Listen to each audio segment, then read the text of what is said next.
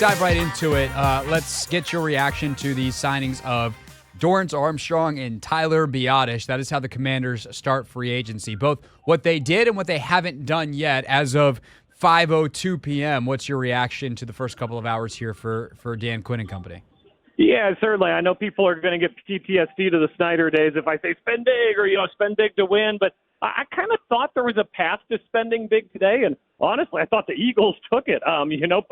Both of the Eagles' big signings I thought could have fit in here potentially with the amount of money and they have to spend and the needs. But you will not hear me say a bad word about Adam Peters. His strategy, he's building sustainable long-term winners. He's not spending at the top of the market. He's getting role guys at very demonstrated positions of need. Certainly nobody's going to fault them for grabbing a pass rusher. They don't have defensive ends, so getting one was very necessary. And you talk about center, that's the most important position on the offensive line for the quarterback, in terms of that communication and setting the line. Obviously, the left tackle protects his blind side. We all know that. But the quarterback's got his hands on the center's butt every play. They're communicating. They've got to have a good relationship. So no objections here to getting a veteran center, guy who's seen some things, guy with a high motor, good hustle. That can only help when you talk about potentially breaking in a rookie quarterback this year or even giving Sam Howell year two. Both of those guys could benefit from a veteran center, Craig. Yeah, no, I totally agree. And I kind of always looked at Ricky Schomburg, been like, that dude's got to be the starter because you spend a third-round pick on him. But I do think that for a younger quarterback, that veteran center becomes essential even. So I don't mind the move at all. And we'll see what Stromberg becomes, whether he competes at left guard or whether he's just kind of the interior line, number one backup guy at all three spots. For Armstrong, good signing, been more productive sack-wise than anybody that's been in Washington the past couple of years on a consistency front. Do you think that they need to continue to add in the veteran market there, or have they done enough if they re-sign James or Casey to be able to go to the draft, find someone, and proceed into training camp?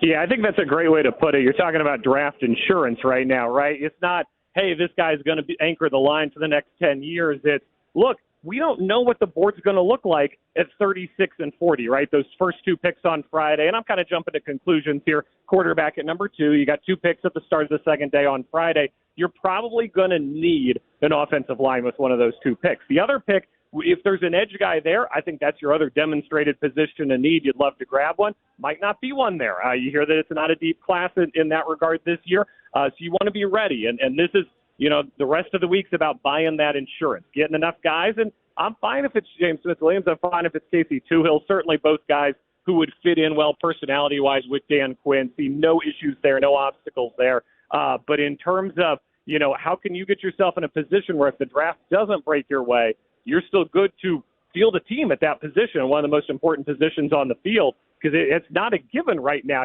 People sleep on, they lost basically everybody. It's KJ Henry and a pile of spare parts right now, so I don't think they're done yet. Michael Phillips, of course, MP on the mic, 910 The Fan in Richmond, broadcasting live from the ACC tournament all week here in D.C. You can listen to it anytime, anywhere on the free Odyssey app, live, of course, 10 a.m. to noon. All right, so we just had another signing go down that I think is interesting for the Commanders. Gardner Minshew is going to Vegas. He'll have a chance to compete for the starting job there at quarterback. That his deal is like $12.5 for 2 years. It seems to be kind of the floor, I would think, for Jacoby Brissett now. What do you think does Washington, in your mind, need to do anything in the veteran quarterback market? Are they okay draft and Sam Howell? Well, I've been very vocal, and I think most people don't agree with me on this, but I'm not backing down. That's, I've learned a thing or two in my 9 months doing radio, Craig. I don't think whoever they draft at number 2 should start week 1. I have major concerns about this offensive line. I think there's very demonstrated benefits to taking some time to acclimate. That doesn't mean you have to go full Patrick Mahomes and, Jordan Love and sit out an entire season. But I think there's very demonstrated benefits to not being thrown out there for 17 weeks with a team that I don't think is Super Bowl ready by any stretch. I think that necessitates the adding of a third quarterback. Now, is it a top-end guy? I'd love for Jacoby Brissett to come back. I like Jacoby Brissett. I don't know how open he is to that. I know he didn't have the world's best experience here in terms of what he felt he was promised and what was delivered on. So, I don't know if he's open to that. I will say this. He's not a veteran per se, but it sure feels like, and I'm not reporting, I'm just saying it sure feels like the Justin Fields trade market has come in a lot softer than people anticipated. Maybe the blockbuster's coming, but I think that's a very interesting domino that hasn't fallen yet. I was going to ask you about that next because apparently the Raiders, even while signing Minshew, like the reporting is like 10 minutes apart, so maybe it was they're kicking the tires on Fields. Never mind Minshew. But like literally I saw like one report from a Raiders person 24 minutes ago and another 14 minutes ago on Twitter. So take that for what it's worth. But as the market is come down, teams are starting to kick the tires on Fields a little bit. My whole thing with Fields is I've never been interested because you're going to then have to pay him if you're right. But it does become more interesting of a proposition if he's only going to cost you like a sixth rounder. Is there a price where you are like, yeah, come on in, Justin Fields? Yeah, and I don't think he's great. So I go back to that being a good problem to have if he ends up being great. I think we've got a pretty big sample size on him. I think he's good. And I think this could be a place for him to, be either the top backup or a guy who starts for a couple of weeks while the new quarterback acclimates. And I don't think that would create a lot of tension. I think it'd be a good opportunity for him. I'm not sending anything of value, though, right? You talk about Adam Peters and building a sustainable winner, and obviously that's the most important thing right now is how do you build for 5, 6, 7 years down the road? If you hit on some of these draft picks you're about to make, how do you make sure you can afford them, still have the basics of roster construction? That obviously doesn't involve fifth-year options for Justin Fields and things of that nature. So I'm wary, but as the price keeps coming down, there's absolutely a point where I dip my toe in the pool. All right, what has been your favorite signing of the day? Open question, and you can pick anybody. Yeah, I think the Eagles won. Look, this is a team that I think believes it's still right on the verge of another Super Bowl appearance, and I think you've got to think that way no matter how this year went. You reload, and certainly the end of the year wasn't good, but you remember in Week 11, Week 12, this was a team that was every bit as good as the best teams in football. I think they spent accordingly. I love bringing in Saquon, a guy with a chip in the division. I love bringing in a great pass rusher who can get to the quarterback. I think they were your big winners today on the board as far as that goes. I'm intrigued by the Raiders. That's not an endorsement, Craig, of what the Raiders are doing, but they are flinging some money around, and if they have a plan, I'm missing it.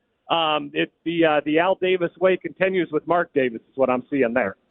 Yeah, it does feel a little scattered in Las Vegas. Who knows? I also know they love Jaden Daniels as much as you can possibly love a player in the draft. So sure. We'll see what ultimately happens at the quarterback position and, what trades they make there. Michael Phillips, MP on the mic, 910 The Fan in Richmond with us. Of course, spent a decade covering the Commanders for the Richmond Times-Dispatch and others this past year for the Washington Times as well, which means you covered lots of Kirk Cousins. What do you think of Kirk to Atlanta at that price, that structure, and what it means for the quarterback market and the Falcons specifically? Nobody has played that game better in the history of the NFL than Kirk Cousins. The game, of course, being the contract game, not the actual football game. But, hey, boy, he is making bank. He's crossed $300 million in career earnings. I like it for Atlanta. I do think that's a team that massively underachieved in a division that is winnable and remains winnable. I'm fine with them pushing some chips in, going for Kirk Cousins. I have very real questions about how effective and how healthy he will be this year coming off of that injury at that point in the season. I don't think it's a given. He's out there week one at 100%. And I think that's an interesting wrinkle here as you talk about an Atlanta team that will have expectations this year. Probably will have high expectations in that division. But in terms of just acquiring Kirk Cousins, I think you can do a lot worse if you're a team that isn't going to be able to take a quarterback in the draft than acquiring Kirk Cousins. It looks like, and I haven't seen the full contract yet, looks like a 2.5 years or so guaranteed. Yeah. Certainly, I would say that's a good deal for the Falcons and that it gives them a very reasonable out in a league where the salary cap keeps going up, and very reasonable for Kirk Cousins in that he continues to cash in. All right, I'm going to throw a couple names at you to wrap up here. We're going to assume like market, maybe slightly above market value numbers for all of these guys. Would you want them, yes or no? Let's start off with one that's been reported as there's interest, and maybe this is just tying him back to his old coach, but Austin Ekeler, who obviously played for Anthony Lynn, interested in Austin Ekeler.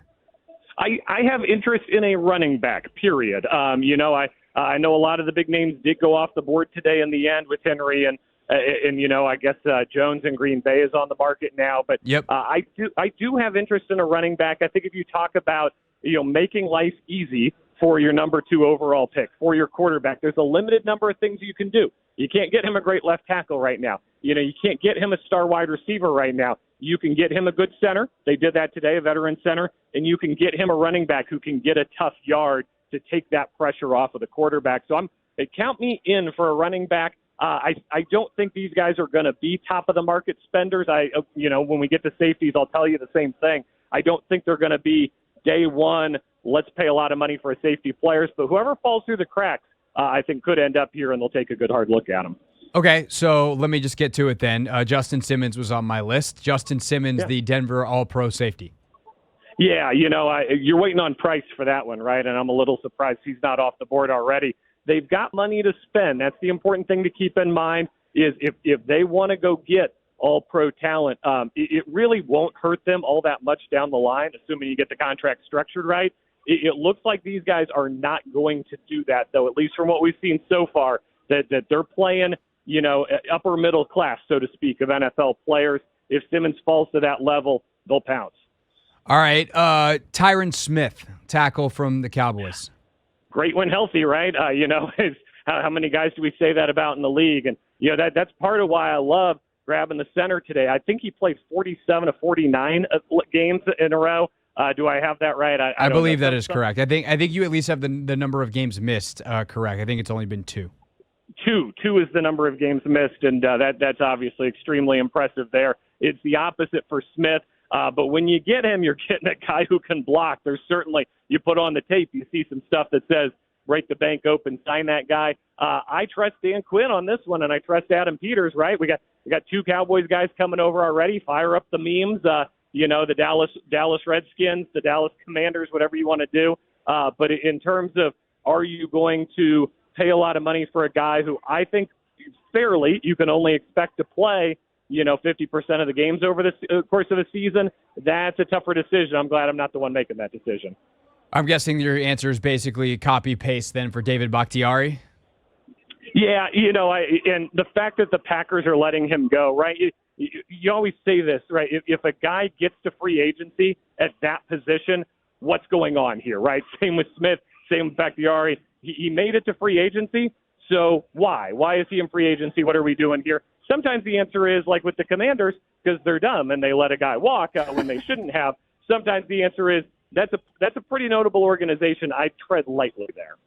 All right, that's Michael Phillips. You can catch more reaction. We'll see what happens tonight, and then he'll be talking about it starting at 10 a.m. tomorrow on 910 The Fan, which, of course, you can listen to live on the free Odyssey app. He'll also have Tales from ESA, where he's checking out some college hoops tonight and be getting you ready for the ACC tournament. Anything in particular you're really pumped about for the ACC tournament?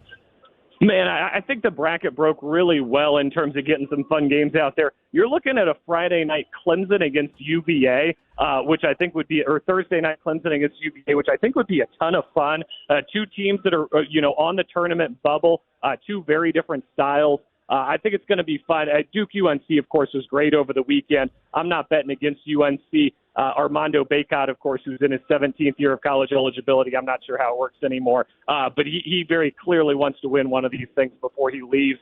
I'm not betting against a motivated Tar Heels team. All right, Michael Phillips got full coverage of all of that and all the free agency tomorrow on MP on the Mic. Thank you for your time, sir. Enjoy our lovely city. And if you're bored, hit me up because we're friends in real life. Yes, sir. I'll look forward to that, and it should be a great week. Take care. Excellent. That is Michael Phillips with us here on The Hoffman Show. When we get back, more of your calls on NFL free agency, and then don't forget Logan Paulson for a live edition of Take Command on the Radio coming up at 6 o'clock. Hey, this is DA, and you're listening to The Hoffman Show on the Team 980 and the Odyssey app.